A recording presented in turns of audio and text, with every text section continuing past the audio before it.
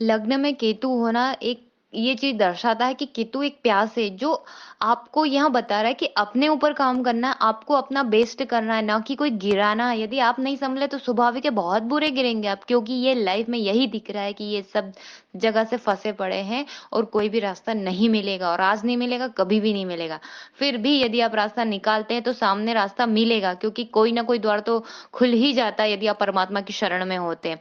वैसे भी यहाँ जिंदगी आपकी सुकून शांति दिख नहीं रही है, यदि दिखता है तो वो सिर्फ अध्यात्म में, क्योंकि बहुत मुश्किल है आप उसमें जा पाए, क्योंकि यहाँ लग्न में मंगल गुरु केतु बैठे हैं और सप्तम में चंद्रमा और राहु है।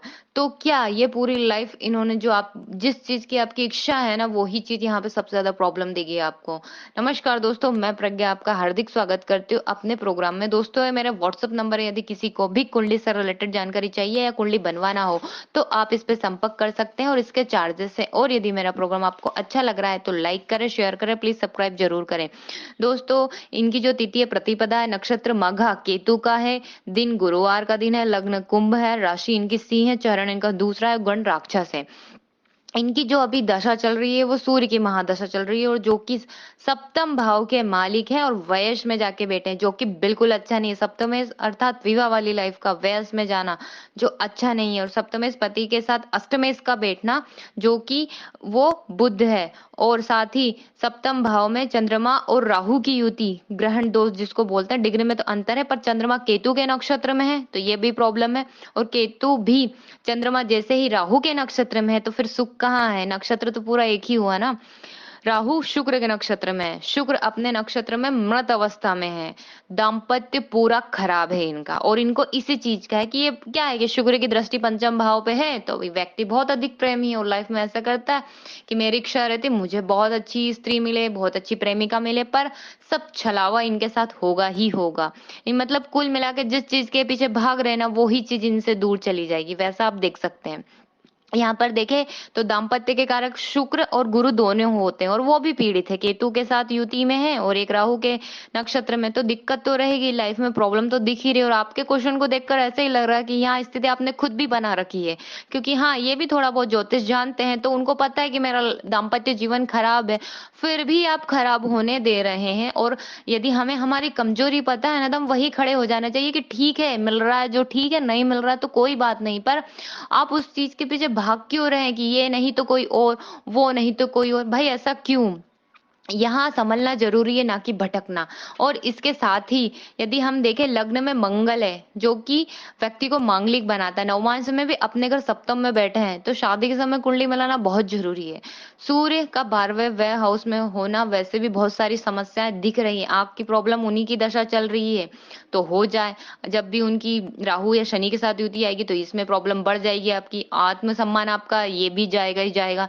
सही है, जिसको हम बोलते हैं वो सुख और नींद का सुख, तो यहाँ इसमें भी कटौती होनी है और थोड़ा ये प्रॉब्लम रहेगा आपके साथ। इसके साथ ही नौमांस में भी हम देखें तो सूर्य राहु की युति बनी हुई है जो कि जेल यात्रा कोर्ट केस ऐसे पहुंचा देती है जब हम भी नवांश कुंडली देखते हैं तो ये भी अच्छी नहीं है। और उनकी जो दशा चल रही है वो 22/11/2027 तक रहेगी, तो थोड़ा संभल कर रहे। और इसके साथ इसके बाद चंद्रमा की दशा आएगी जो कि 2028 से लगेगी, और ये भी 22/11/2037 तक रहेगी, तो वो भी अच्छी नहीं है क्योंकि ये भी ग्रहण दोष के साथ राहु के साथ चंद्रमा बैठे हैं। इसके साथ ही वैसे भी मघा जो कि केतु का नक्षत्र है, ऐसे व्यक्तियों को लाइफ टाइम गणेश जी की साधना बहुत जरूरी हो जाती है, क्योंकि राहु केतु का नक्षत्र है, प्रॉब्लम तो देगा ही लाइफ में। हो सके तो आप गणेश अथर्वशीष का पाठ करें तो लाइफ भी बैलेंस होगी, और हो सकता है सद्बुद्धि भी आपको आ जाए। लग्न को बल मिलेगा, सूर्य 12 में है तो पूरी लाइफ सूर्यदेव को जल चढ़ाए या आदित्य हृदय का पाठ कर ले। यदि आपको मान सम्मान चाहिए, इज्जत चाहिए, तो एक अकेले वो ही है जो सब कुछ दे सकते हैं। और उनको आंखों का प्रॉब्लम है तो जो सूर्य की चक्षु मंत्र है वो यूट्यूब पर आपको मिल जाएगा, 4 या 5 मिनट का है, तो उसको आप रोज सुन लीजिएगा, तो ये भी हेल्प करेगा थोड़ी आपकी। और लग्न में मतलब केतु है तो ये व्यक्ति को यहाँ स्ट्रांग होना ही पड़ेगा, या तो फिर अध्यात्म में जाइए, फिर या फिर भटकते रहिए सारे लाइफ। एक साथ अफेयर प्रबल योग या फिर, क्योंकि पूरी कुंडली यही दर्शा रही है।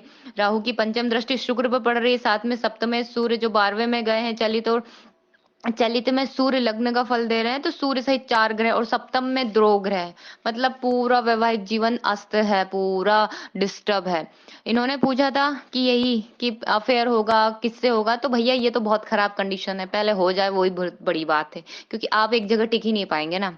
दूसरी चीज है कि शिक्षा और जॉब, तो वो बुध पंचम भाव के और शिक्षा प्रेम भावना का भी भाव है, तो वो 12वें में जाके बैठे हैं, तो अष्टमेश भी है। तो आप यदि फॉरेन से जॉब करते हैं या एजुकेशन करते हैं तो वहां आपको बेनिफिट ज्यादा मिलेगा, फॉरेन से रिलेटेड बिजनेस करते हैं तो। इसके बाद भी सेकंड मैरिज के योग यहाँ दिख ही रहे हैं, दाम्पत्य लाइफ में शांति कहाँ है। और इसके साथ ही लग्नेश शनि, जो कि लग्न और व्यय से, जो कि लग्न भाव से द्वितीय भाव में बैठे हैं, और वो भी बुध के नक्षत्र में।